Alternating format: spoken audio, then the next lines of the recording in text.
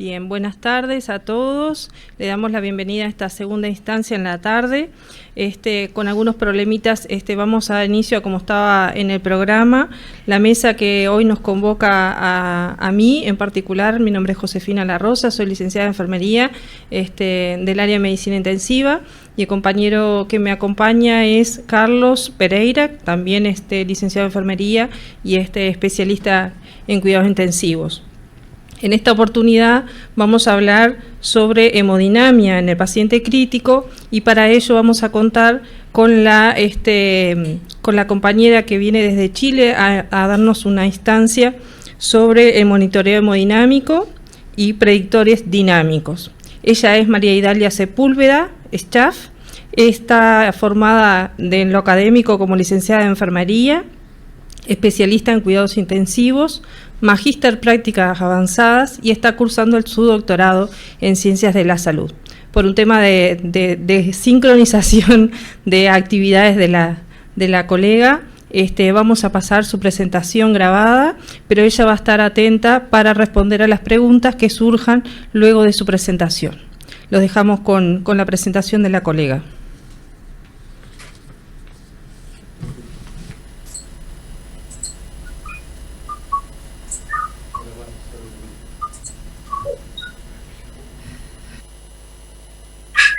Hola, buenas tardes a todos. Muchas gracias por la invitación al comité organizador de este congreso, y felicitaciones por esta iniciativa y todo el trabajo que involucra. Bueno, mi nombre es María Idalia Sepúlveda y soy enfermera especialista en cuidados intensivos, y vengo representando a Chile, específicamente a la División de Enfermería de la Sociedad Chilena de Medicina Intensiva. El tema solicitado ha sido predictores dinámicos en el monitoreo hemodinámico, tema que ya en los últimos años ha sido recurrente de tocar e incorporar este tipo de monitoreo que tiene mucha más validez y confiabilidad. Como esquema general, ¿cierto? Nosotros siempre en la UCI estamos preocupados de tratar de mantener este equilibrio y evaluar cómo está el equilibrio entre DO2 y VO2, entre el aporte y consumo de oxígeno. Porque finalmente lo que nosotros queremos, ¿cierto?, más que llevar a tener una macrohemodinámica óptima, o sea, una presión arterial normal y una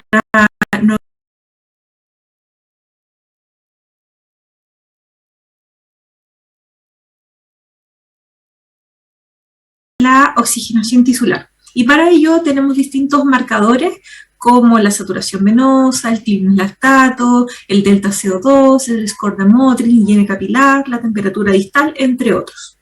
Y muchas veces cuando esta oxigenación tisular se ve deteriorada, porque hay hipoxia, le echamos a mano a la precarga, a la terapia de fluido. El tema es que la terapia de fluido, si bien tiene sus beneficios, solo un porcentaje a esta administración de volumen, y por lo tanto aumento del volumen sistólico, mejora el aporte de oxígeno y por lo tanto recuperación de la hipoxia tisular. El tema es que no siempre es así, y además cuando no responde estamos administrando volumen adicional a los pacientes, que finalmente eso lleva a otros eventos adversos producto de la sobrecarga de volumen, y no necesariamente asociado a edema pulmonar, sino que también a congestión venosa, hipertensión intraabdominal, incluso injuria injuria renal aguda. Por lo tanto, tenemos que ser muy precavidos y juiciosos en qué momento vamos a administrar volumen, ¿ya? Porque como les comentaba, tiene en los distintos sistemas distintos eventos adversos. Por lo tanto, tenemos una delgada línea entre cuándo volumizar o no, porque por un lado, no queremos evitar la sobrecarga de fluidos, que eso lleva a edema pulmonar, edema intersticial, hemodilución, y por lo tanto empeora la situación de hipoxia tisular. Pero por otro lado, también tener al paciente hipovolémico, eso lleva a un bajo gasto cardíaco, a una hipoperfusión de órganos y también hipoxia tisular. Entonces hay una delgada línea, y para ello necesitamos utilizar la evidencia y las recomendaciones y ciertas pautas, ¿cierto?, que Por supuesto, todos los pacientes son únicos y hay que ir evaluando caso a caso, pero estos principios de gestión de la terapia de fluido, a mí me gusta mucho, que es el ROSE, ¿cierto?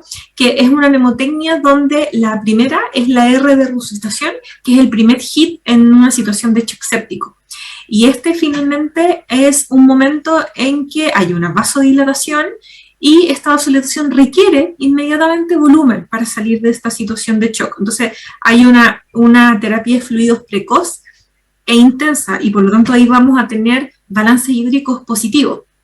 Luego viene una fase de optimización que es como el segundo hit del shock, que lo más probable es que vaya a necesitar volumen porque va a perpetuar esta situación de hipoxia tisular y asociado a vasodilatación, pero puede que no sea en todos los casos así. Por lo tanto, ahí debemos ser y administrar la terapia de fluidos guiada por metas, ¿ya? Y las metas son, obviamente, punto 1, cómo está la oxigenación tisular, y punto 2, utilizando variables o parámetros que tengan, que la evidencia diga que justifica que van a ser un buen marcador predictor de volumen.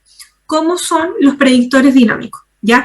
¿Por qué? Porque lo que antiguamente utilizábamos para evaluar si necesitaba volumen o no, como la presión venosa central, hoy día la presión venosa central básicamente se utiliza como un parámetro de seguridad, como un semáforo, más que para predecir si necesita o volumen o no, dada su baja sensibilidad y especificidad como test diagnóstico de volumen, por así decirlo. Y luego viene una fase de estabilización, donde ahí la idea es dar un momento donde la terapia de fluidos es mucho más conservadora, mucho más restrictiva, y finalmente iniciar la E, que es la evacuación, donde empezamos a tratar de migrar y lograr balances hídricos negativos en los pacientes, ya sea restringiendo al máximo los volúmenes o administrando diuréticos como furosemida, ¿ya?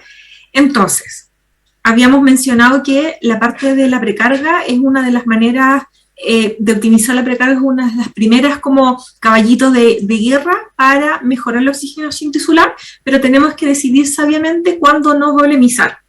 Y para ello podemos clasificar los parámetros que nos muestran de manera indirecta cómo está la precarga, como parámetros estáticos y parámetros dinámicos. En los parámetros estáticos están las presiones de llenado, como la presión venosa central y la presión de oclusión de arteria pulmonar, si tenemos al paciente monitoreando con un catéter Swan-Ganz, o también otros parámetros volumétricos como el volumen global de fin de diástole o el GDB, que nos entregan los sistemas de termodilución transpulmonar como el VolumeView o el PAICO. Y por otro lado, que es lo que nos compete en esta charla, son los parámetros dinámicos. Y estos parámetros dinámicos son, para mencionar algunos, la variación de presión de pulso, la variación de volumen sistólico, el levantamiento pasivo de extremidades, la variación de presión de pulso con test de oclusión. Antes de explicar en qué consisten estos predictores dinámicos, más que nada reforzar, o sea, mencionar muy rápidamente que esto primero se basa con la ley de Franz-Starling, porque ocurre que a veces nosotros aquí está volumen sistólico versus precarga, el paciente lo tenemos en una zona, pensando en que tiene una contractilidad normal, estamos en una zona de respuesta a fluido, y por lo tanto si aumentamos la precarga de este punto a este punto, el volumen sistólico va a aumentar de manera significativa y por lo tanto podría corregir la hipoxia tisular. Pero si este mismo paciente que tiene esta contractilidad normal se encuentra en esta zona de la curva de Franz-Starling, le administramos la misma cantidad de volumen, básicamente ese mismo paciente no tendría respuesta a volumen. Y eso significa que volemizamos sin tener el beneficio de lo que buscábamos. Y finalmente llevamos a todos los eventos adversos que la sobrevolemización y la sobrecarga traen consigo. Y por otro lado, también ocurre que está esta interacción entre cardiopulmonar, entre el ventilador mecánico y el mismo paciente, donde la presión positiva en la fase inspiratoria, aquí está, vemos la curva de presión versus tiempo, en la fase inspiratoria hay un aumento de la presión intratorácica, ese aumento de la presión intratorácica hace que en resumen a todo esto, ¿cierto? Porque esto da para una clase, una charla completa. Hay un aumento de la presión transpleural, eso hace que el retorno venoso, producto de la fase inspiratoria, sea menor, y eso finalmente genera un menor volumen eyectivo, ¿ya? Por lo tanto, después de la fase inspiratoria del ventilador mecánico, esto es la aspiración, luego viene otra fase inspiratoria, vamos a ver que hay una fluctuación en la morfología de la curva de la línea arterial, de la que tenemos con el paciente en radial, femoral, donde sea, ¿ya?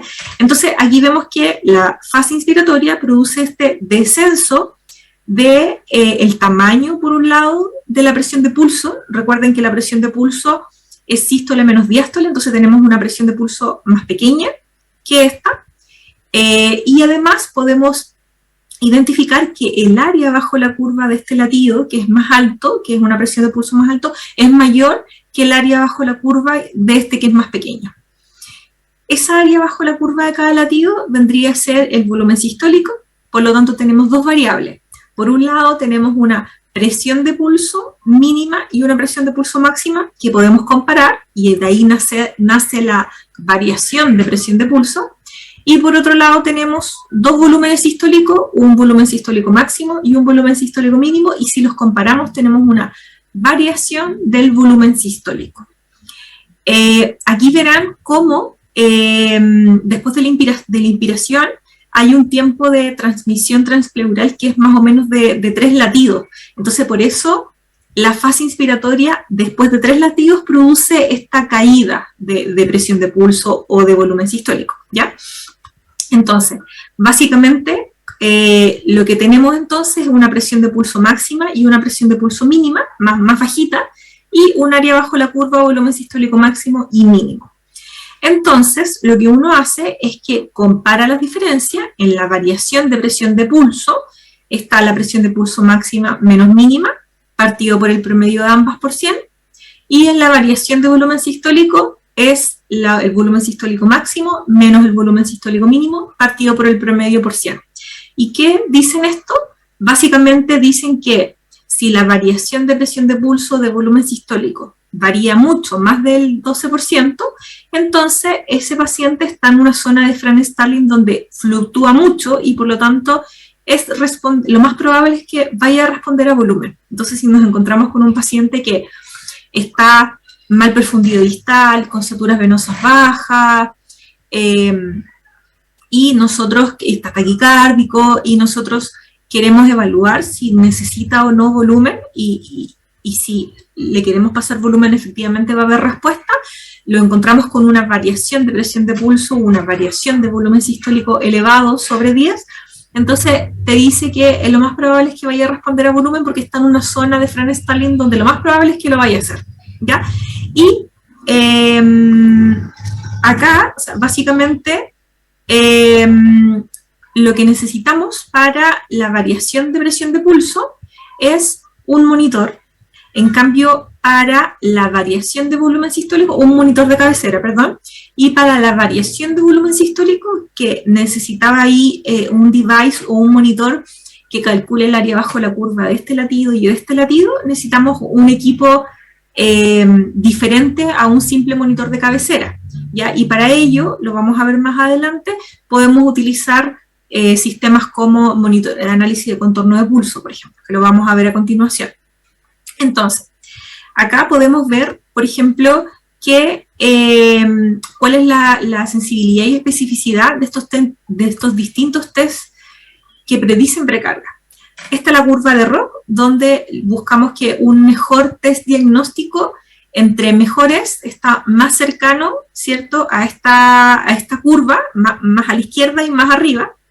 Y acá vemos la curva de Rock de la presión de arteria, de la presión de aurícula derecha, la presión venosa central. Entonces vemos que está casi a la mitad, por lo tanto es un test diagnóstico muy poco preciso, tiene bastante falso positivo y falsos negativos.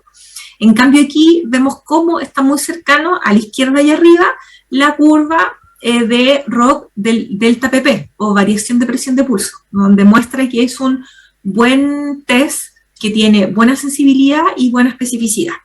Acá tenemos otro estudio donde muestra el valor del AUC para los distintos tests en distintos estudios, y vemos aquí cómo la presión venosa central tiene un AUC de 0,55, siendo 1 un test diagnóstico preciso, que no tiene falsos negativos ni tiene falsos positivos. Entonces aquí podemos ver cómo la variación de la presión venosa central es de 0,55. Entonces es mitad y mitad, tiene casi 50% de falso positivo y falso negativo, por lo tanto no es muy válido poder considerarlo para cuando nosotros tengamos la duda si necesitamos volemizar o no un paciente. Versus, por ejemplo, allí la variación de presión de pulso es de 0,94, acá en este estudio es de 0,88, o sea, son bastante nuevos, buenos. Acá en este otro estudio es de 0,94. Y la variación de volumen sistólico es también muy cercano, o sea, superior a 0,85, 0,86, ¿ya? Por lo tanto, son muy buenos tests. Ahora, la variación de presión de pulso, habíamos dicho que necesitamos solo un monitor de cabecera, ¿ya? Y básicamente, hoy día en la actualidad, los monitores, muchos los calculan de manera automática, los entregan. Pero si tenemos un monitor y lo queremos verificar y hacer a mano, ¿cierto? Lo podemos hacer bedside al paciente. Y, por ejemplo, acá tenemos en el monitor la curva de presión arterial. Ahí está fluctuando. Y esta que está atrasito es la curva de presión versus tiempo del ventilador mecánico. Entonces vayan viendo cómo la línea arterial fluctúa bastante. Entonces lo que hacemos es que con el cursor empezamos a buscar cuáles son las sistólicas más altas y cuáles son las sistólicas más bajas, las mínimas, y sus respectivas diastólicas. Entonces, por ejemplo, acá nos colocamos con el cursor y nos marca que la sistólica máxima es de 150 y su diastólica es de 98. Entonces, la resta entre sístole y diástole nos da la presión de pulso máxima, que es 52. Y luego buscamos la sístole mínima y su respectiva diastólica, que es 140 y 90, y nos da entonces que la presión de pulso mínima es 50. Reemplazamos en la fórmula 52 menos 50 por 100 partido por el promedio de ambos, y nos da que la variación de presión de pulso es 4%. Por lo tanto, es un paciente que probablemente no va a responder a volumen porque está en una zona de la curva Fran-Stalin de baja probabilidad, que no responde, ¿ya? Y si esto no lo queremos hacer a mano, podemos utilizar la calculadora con esta SMEDCAL, que tiene una versión gratuita y uno puede anotar los mismos parámetros que hice acá y te entrega el valor automático. Delta PP de 4% probablemente no responda fluido, ¿ya? Ahora, tenemos que tener ciertas consideraciones en la variación de presión de pulso, que son como algunos requisitos para poder realizar este test, o si hay un equipo que nos entrega este test de manera automática, creerle, ¿ya? Y como ahí está el esquema mejor, el acrónimo que se utiliza es el LIMITS, donde la L es una baja relación entre la frecuencia cardíaca y la frecuencia respiratoria, que cuando es extremadamente baja hay un falso negativo. También pacientes con la I de irregular heartbeats, que son arritmias. Por ejemplo, si tenemos unas extrasistolías, los tiempos de esas extrasistolías van a ser que el llenado telediastólico sea menor, y por lo tanto vamos a pensar que ese volumen sistólico mínimo va a ser producto de la fase inspiratoria de la ventilación mecánica invasiva, y en realidad fue porque el tiempo de llenado telediastólico fue menor, ¿ya? Entonces nos va a dar una gran variación de presión de pulso, y eso finalmente es un falso positivo, ¿ya? Por lo tanto nos va a llevar a tomar decisiones erradas. Por otro lado, como requisito, estos test están validados en pacientes que están conectados a ventilación mecánica totalmente sin gatillo espontáneo y con volúmenes corrientes sobre 7 ml kilo, peso ideal. Por lo tanto, si tenemos un paciente que está programado con 6 ml kilo, son parámetros que no son válidos. Podemos tener en ese caso falsos negativos. Es decir, que nos da un porcentaje de quizá 5% de variación de presión de pulso, o 5% de variación de volumen sistólico, y pensar nosotros que no necesito volumen, siendo que realmente puede que sí. ¿Por qué? Porque los volúmenes corrientes bajos generan falsos negativos. Y también está contraindicado en casos de hipertensión intraabdominal, tórax abierto y, como les mencioné, la ventilación espontánea. También podemos agregar acá la compliance estática. Cuando las compliance estáticas están muy bajas, también los valores se ven totalmente alterados. Por lo tanto, ¿cómo realizar las mediciones? Habíamos dicho que la variación de presión de pulso, abreviado como DPP o delta PP, podemos utilizar solo el monitor de cabecera, pero si requerimos, ¿cierto?, la variación de presión de pulso, perdón, la variación de volumen sistólico, requerimos adicionar otro tipo de monitoreo. Y ese otro tipo de monitoreo podrían ser el FlowTrack de Vigileo, el sistema PAICO, el sistema VolumeView o el LIDCO. Pero necesitamos agregar otro device. Si solo contamos con el monitor, entonces acá, por ejemplo, vemos un monitor antiguo donde la enfermera está aumentando la velocidad de barrido del monitor para poder ver bien cómo va fluctuando las curvas y preocupándonos en todo momento que tenga un ritmo regular sinusal. Una vez que todo el pantallazo está en grande, ¿cierto? Aquí aumentamos la velocidad de barrido y lo que hicimos es que transformamos a escala el monitor, congelamos la imagen y luego con el cursor, perdón, aquí voy a adelantar un poco. Bueno, con el cursor vamos revisando en esta posición cuánta sistólica marca y luego su diastólica. Y hacer así el cálculo que yo les mostré en el ejercicio anterior. Como les comenté, hoy día los monitores entregan los valores, pero también a veces es bueno ir verificando si son reales.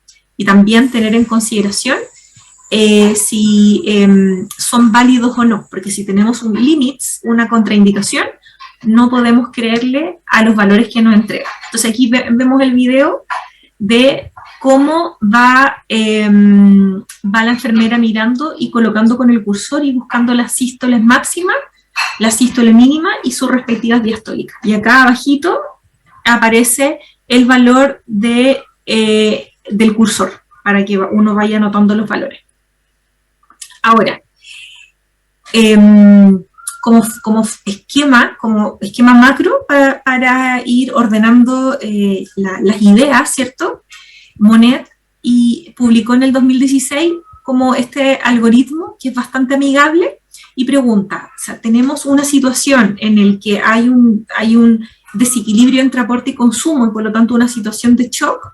Si la causa, ¿cierto?, es obvia, que es hipovolemia, y porque está perdiendo de manera obvia fluidos, o porque está en la fase inicial de un shock séptico, donde está totalmente vasodilatado, entonces ahí hay que volemizar, ¿ya?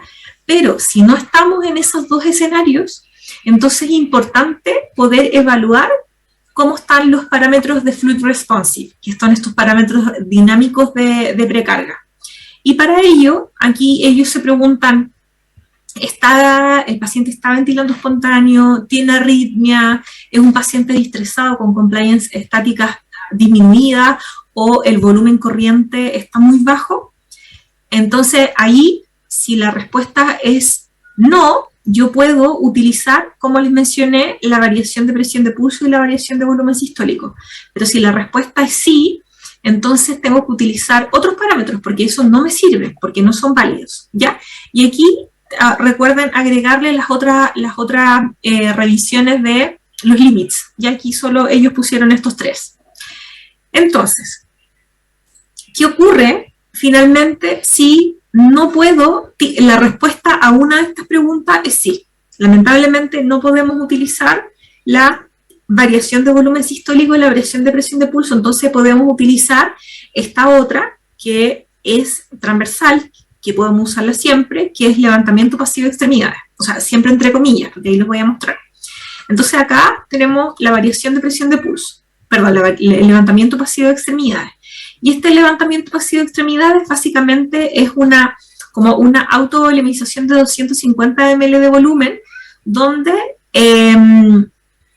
parte del retorno venoso y del territorio esplásmico, el paciente se autovolemiza al levantarle las extremidades, y este test, ¿cierto?, está validado comparando el gasto cardíaco antes, en el paso 1 y en el paso 2. Entonces podemos comparar gasto cardíaco, el antes o después, y volúmenes sistólicos. Entonces acá, por ejemplo, vemos que el gasto cardíaco en el paciente era de 3,5 y cuando hicimos el levantamiento pasivo de extremidades le subió 4. O el volumen sistólico de 44 le subió 50. Entonces, si hacemos una regla 3 simple, vemos que en este paciente aumentó en un 14% el gasto cardíaco o el volumen sistólico. Por lo tanto, si el valor como rango de corte es mayor a 12%, es un levantamiento pasivo de extremidad, un PLR positivo, y eso quiere decir que es probable que vaya a responder a volumen.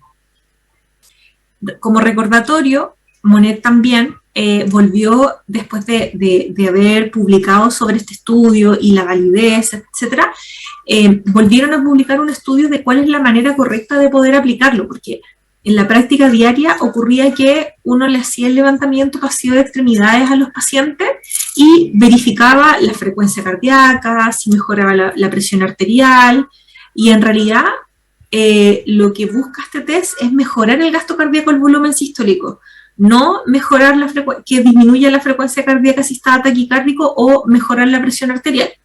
Entonces ellos en este estudio publicaron nuevamente el método correcto, y el método correcto es que uno le debe medir el gasto cardíaco al paciente en su posición semi-Fowler, ¿cierto? Luego levantarle las extremidades por al menos 45 segundos y de preferencia con la cama para que generar menos dolor. Medirle el gasto cardíaco en este momento y luego volver a dejarlo en la posición semi-Fowler, y antes de administrar fluidos o no, volver a verificar qué gasto cardíaco marca, porque la idea es que el gasto cardíaco en este paso 1 y en este paso 3, perdón, sean casi iguales, porque puede ser que cuando nosotros levantamos las extremidades, el gasto cardíaco, el volumen sistólico aumentó, efectivamente, pero porque el paciente despertó y se puso taquicárdico y se activó el sistema adrenérgico, o también despertó, le levantamos la extremidad y le generamos dolor, y por lo tanto también ahí se le activó el sistema adrenérgico, y eso fue lo que aumentó el gasto cardíaco, y no esta autovolemización por la subida de extremidades. Entonces, por eso es importante verificar el paso 1 y el paso 3, que deben ser gastos cardíacos muy similares. Entonces aquí, por decir algunos números, acá tenía un gasto de 2,5, acá le subió a 3,5, y aquí debería volver a bajar a 2,5. Entonces, si con esto me quedo tranquila de que hice una buena maniobra, un buen test, y si efectivamente el PLR es positivo, entonces ahí yo recién le administro el volumen. Es lo correcto. Ahora, creerlo o no, aquí le puedo mostrar cómo el levantamiento pasivo de extremidades, ¿cierto?, tiene una muy buena sensibilidad y buena especificidad. Tiene un AU sobre 0,8. Por lo tanto, es un test que le podemos creer, ¿ya? Y además, dentro de las recomendaciones del BAMDES Disolviendo la Sepsis, tanto de un paciente séptico como de un paciente, también la campaña Disolviendo la Sepsis de situación de COVID, ambos recomiendan no solamente hacer el PLR, sino que incorporar a nuestra práctica diaria los predictores dinámicos. Y específicamente ahí nosotros, como enfermeras y enfermeros, tenemos un rol muy importante en esto. Ahora, ¿qué ocurre si tenemos una situación en que es un paciente que está con volúmenes corrientes bajos? ¿Cómo lo podemos hacer en ese caso? Lo que podemos hacer es medir la variación de presión de pulso o la variación de volumen sistólico con estos 6 ml kilo, luego subirle el volumen corriente transitoriamente por 3 minutos, volver a medirle la variación de volumen sistólico con 8 ml kilo, y y luego calcular la diferencia entre ambas variaciones de presión de pulso. Entonces ahí, si la diferencia entre ambas variaciones de pulso es mayor de 15%, entonces es probable que vaya a responder a volumen. Y esto lo podemos hacer en pacientes que están con volúmenes corrientes bajos, pero que también pueden tolerar por 3 minutos o 1 minuto subir el volumen corriente transitoriamente a 8 ml/kg. Obviamente, si es un paciente que tiene un driving pressure en el ventilador mecánico, cuando le calcularon la mecánica pulmonar muy aumentada, eso está totalmente contraindicado. Y otra cosa que olvidé mencionar es que así como la variación de presión de pulso y la variación de volumen sistólico tienen estas como contraindicaciones para usarlo, que son los limits, este acrónimo que les mostré, y el levantamiento pasivo de extremidades o el PLR también tiene como contraindicación las situaciones de pacientes con hipertensión intracraniana e hipertensión intraabdominal. O sea, en esos casos no podemos hacer el test. Y otras test que son parte de los predictores dinámicos que podemos echar mano, también podría ser qué ocurre si el paciente está con gatillos espontáneos. Entonces, si tenemos el paciente con gatillos espontáneos, lo que podemos hacer es un test de oclusión al final de la aspiración. Lo que se hace es que se calcula la presión de pulso al inicio de la inspiración y luego hacemos una prolongación de la expiración, así tal cual como uno mide una autopista, lo mismo, ¿ya? Y vemos entonces cómo esta presión de pulso aumenta, ¿cierto? Porque le estamos quitando se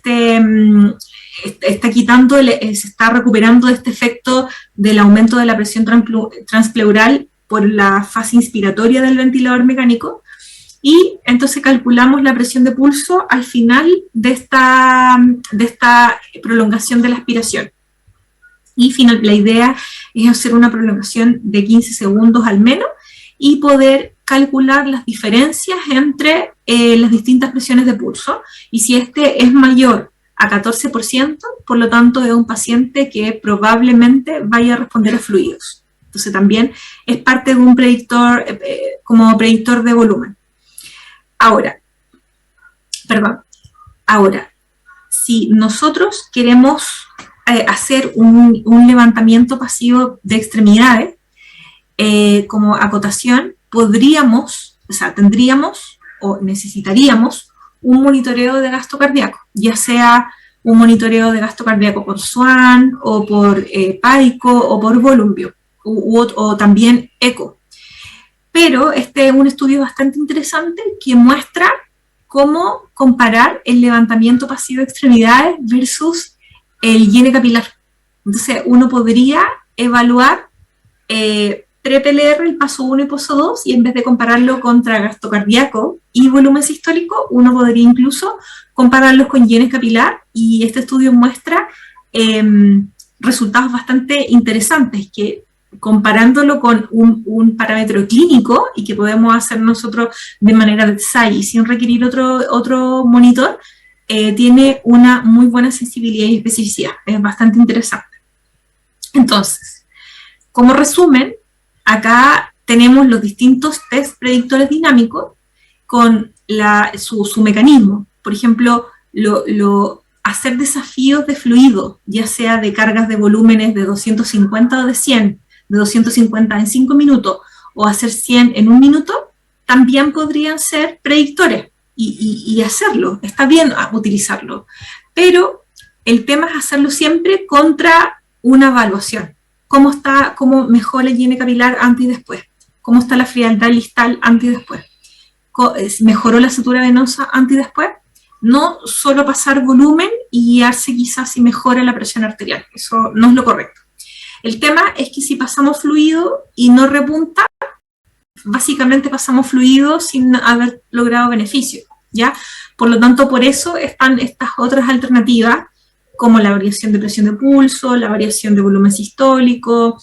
También podemos utilizar variación del diámetro de la vena cava, utilizando ECO, y todo eso utilizan como mecanismo esta interacción cardiopulmonar. El beneficio, a diferencia de las anteriores, es que no pasamos fluido, pero tenemos las contraindicaciones o límites que son las antes mencionadas, como ventilación espontánea, que no sirve con volúmenes corrientes menor a 8, cuando está el paciente con compliance muy bajas, cuando la relación entre la frecuencia respiratoria y la frecuencia cardíaca es mayor a 3.6, hay falsos negativos, cuando hay arritmias, y también un criterio importante que no se los mencioné anteriormente es cuando hay falla cardíaca derecha. Ahora, si el paciente, por ejemplo, está gatillando y tiene esfuerzos ventilatorios, entonces también lo que podemos hacer es la antes explicada, que es la test de oclusión, o también podemos hacer el levantamiento pasivo de extremidades, el passive leg raising, que básicamente como mecanismo es un autodesafío que se hace el mismo paciente, pero no lo podemos utilizar en los pacientes con hipertensión intraabdominal e hipertensión intracraneana. Este es una revisión sistemática y un metaanálisis como muestra cómo estos test diagnósticos, ¿cierto?, son bastante, lo recomiendan y tienen una buena sensibilidad y una buena especificidad, o sea, como test diagnósticos de volumen, ¿cierto?, vale la pena utilizarlos e incorporarlos a nuestra práctica diaria. Ahora, ¿qué ocurre en los pacientes, y especialmente en la actualidad, que tenemos tantos pacientes COVID, ¿cierto?, y que están con mecánicas pulmonares con un compliance súper disminuidas, contrario pressure elevado? Ahí lamentablemente no podemos utilizar los predictores como la variación de presión de pulso y la variación de volumen sistólico, pero sí podríamos hacer este test de desafío de volumen, que es subir por 1 minuto o 3 minutos el volumen corriente, hacer la medición y luego disminuirla, ¿ya? O también podemos hacer el levantamiento pasivo de extremidades e ir monitoreando el gasto cardíaco o la alza de volumen sistólico con este sistema de termodilución transpulmonar como el PICO Volume o chequeando con ecografía, ¿ya? Si a alguien le gusta hacer mediciones de variación de diámetro de vena cava, lamentablemente en estos casos no es factible de realizar, ¿ya? Por lo tanto, aquí hay como un algoritmo, ¿cierto?, de cómo poder administrar y cómo evaluar la fluid responsive en pacientes con distrés. Entonces, por ejemplo, dice que si el paciente tiene un ritmo regular y uno evaluó igual la variación de presión de pulso, y dio un porcentaje muy alto,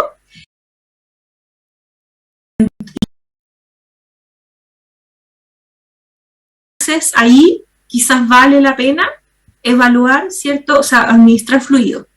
Pero si no es no, podemos verificar el PLR, el levantamiento pasivo de extremidad. Si este es positivo, entonces sí vale la pena administrarle fluido, porque probablemente va a responder.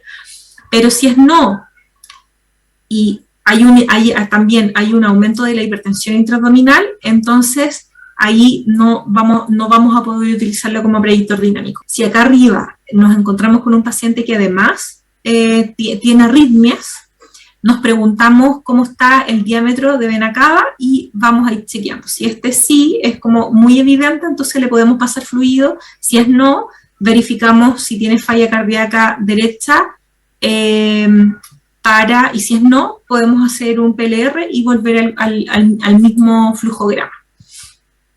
Y si incorporamos en la metodología Rose en estos pacientes con distrés, ¿cierto?, lo que podemos hacer es que primero en la fase de resucitación tenemos que ir evaluando, y no solamente en estos pacientes con distrés, en todos, la idea es ir evaluando la globalidad. O sea, no solamente, tiene un delta PP elevado, entonces hay que pasarle volumen. No, hay que evaluar la globalidad. Hay que evaluar lactato, cómo está la satura venosa, el delta CO2, cómo está la variación de presión de pulso, el IN capilar, la frialdad distal, si tenemos ecoscopía, evaluar, ¿cierto? Y en la fase de resucitación dice, si es un paciente con distrés, entonces hay que ser como súper estricto y tratar de ser muy criterioso, pero si es No, porque efectivamente tenemos otras comorbilidades, también podemos evaluar si podemos iniciar fluidos con vasopresores. Está estudiado que el inicio incluso de noradrenalina de manera precoz junto con la volemización disminuye el volumen global de administración de fluidos y también outcomes primarios. Entonces, para luego después continuar con la fase de optimización, que es ir chequeando de nuevo todos los parámetros, y después llegar a la fase de estabilización, que es ir acompañando también con manejo de vasopresores, y luego en la evacuación tratar de tener un régimen súper restrictivo de volumen, y también evaluar inicio de diuréticos, si es que se necesita. Algunas consideraciones que tenemos que evaluar para hacer estos tests es algo que es básico, y que es como parte de nuestro cuidado de enfermería, que es chequear dónde está, o sea, lo primero es chequear dónde está la posición del transductor, ¿cierto? Que es algo que nos enseñan en la universidad y nosotros lo manejamos todos los días. Y recordar que el transductor tiene que estar en el eje fleostático, ¿cierto? Que básicamente es la válvula tricuspidea. ¿Por qué ese lugar? Porque básicamente ahí es donde los cambios de posiciones de los pacientes no genera tanta variación. Por eso básicamente ese es el eje fleostático para el monitoreo hemodinámico en un paciente crítico, pero tener en consideración, y esto que, por ejemplo, acá tenemos un paciente que está en prono y tiene su transductor arriba, en la espalda, muy bien ordenadito, ¿cierto? Con un apósito limpio, pero resulta que este transductor está sobre el eje fleostático. Acá si vemos la línea media, está básicamente en esta zona, y el transductor está mucho más arriba. Y si nosotros colocamos el transductor más arriba que el eje fleostático, nos va a dar valores falsamente elevados de PAM, de sistólica y de diastólica. Entonces, valores falsamente elevados nos va a llevar a tomar decisiones totalmente erradas, como incluso disminuir la noradrenalina o suspender la noradrenalina si está con droga, ¿ya? O al revés, si el transductor nos queda más abajo que el eje fleostático, nos va a dar valores falsamente disminuidos. Si está el transductor más arriba, nos va a dar valores falsamente disminuidos. Por lo tanto, eso nos va a llevar a subir la noradrenalina. Entonces, esto es lo que yo he visto mucho en la pandemia, que los transductores los colocan arriba, ¿cierto? Muy ordenadito en la espalda, pero recuerden que así como en supino, la referencia anatómica es el cuarto espacio intercostal, línea media axilar. En prono, la referencia anatómica es el borde infraescapular, línea media axilar. Entonces, ojo con tener a estos pacientes con un transductor arriba en la espalda y con dosis alta de noradrenalina. Es porque podemos tener al paciente con valores falsamente disminuidos porque el transductor está más arriba que el eje fleostático, ¿ya? Y también, como consideraciones básicas cuando aplicamos los test anteriores, es hacer el test de SNAP o de hiperresonancia, que es básicamente tirar, ¿cierto?, el pigtail del transductor y hacer el test de onda cuadrada, y lo que buscamos como normalidad es tener, ¿cierto?, una curva de onda cuadrada recta, y que cuando soltamos el pigtail hay un rebote sutil para que nuevamente se reinicie la morfología habitual de sístole, onda dicrótica y diástole de la línea arterial. Pero si al paciente tenemos una curva con overshoot, nos vamos a encontrar que hay un exceso de rebotes cuando soltamos el pigtail. También puede ocurrir que a veces acá, en vez de ser recto, vemos fluctuación, vemos ondulación aquí en la parte de la onda cuadrada, y eso es característico del overshoot. Y a veces el overshoot es tan evidente que vemos que en la morfología de la línea, en vez de ser una sistólica así como redonda, es picuda. ¿Y qué ocurre cuando tenemos una situación de overshoot y nosotros no la hemos diagnosticado? Es un paciente que tiene sistólicas falsamente elevadas, o sea, está sobreestimada, y por lo tanto la PAM nos va a dar falsamente elevada. Entonces eso lo tenemos que tener en consideración como enfermería. Y lo otro también, puede ocurrir que la curva esté dampeada. Y a veces el damping es evidente porque vemos curvas de línea arterial súper planas, pero a veces si nosotros hacemos el test de SNAP y vemos que no hay rebote, como lo vemos acá, identificamos que hay dumping, ¿ya? ¿Y qué ocurre en el dumping? La sistólica está subestimada, es decir, nosotros vamos a encontrar en estos casos PAM más bajas de lo que realmente tiene el paciente, ¿ya? Por lo tanto, esas consideraciones básicas, antes de medir una variación de presión de pulso, de creerle a la variación de volumen sistólico, es como un DESPE, ¿ya? Y también es parte de los cuidados diarios que tenemos que incorporar en nuestro día a día. Entonces, vuelvo a mostrar esta imagen. Para la variación de presión de pulso o el delta PP necesitamos solo un monitor de cabecera, pero también si tenemos, por ejemplo, los equipos como el PICO, que es o el Volumbio, estos nos entregan de manera continua la variación de volumen sistólico. ¿Por qué? Porque hace análisis de contorno de pulso, ¿ya? Y cuando nosotros le hacemos el bolo de termodilución transpulmonar, ¿cierto? Para obtener estos valores de gasto cardíaco, el valor del GDB, el valor del ELWI, el valor de la fracción de eyección y el índice de permeabilidad, ¿cierto? Cuando se hace esto, lo que hace es que esta fórmula de análisis de contorno de pulso, para que nos entregue de manera constante, ¿cierto? El gasto cardíaco continuo y también la variación de volumen sistólico, lo que hace es que actualiza el valor de la compliance aórtica. Entonces, este monitoreo de variación de volumen sistólico y también de gasto cardíaco continuo es bastante creíble en una UCI. Distinto pasa en, por ejemplo, otros sistemas de análisis de contorno de pulso, como lo es el FlowTrack. El FlowTrack lo que hace que básicamente, ¿cierto?, es que este sistema, el Vigileo o el sistema FlowTrack, uno lo conecta a la línea arterial, pero no, y hace análisis de contorno de pulso. Igual que similar al anterior. El tema es que este sistema no, uno le entrega los valores de sexo, de edad, de estatura, ¿cierto?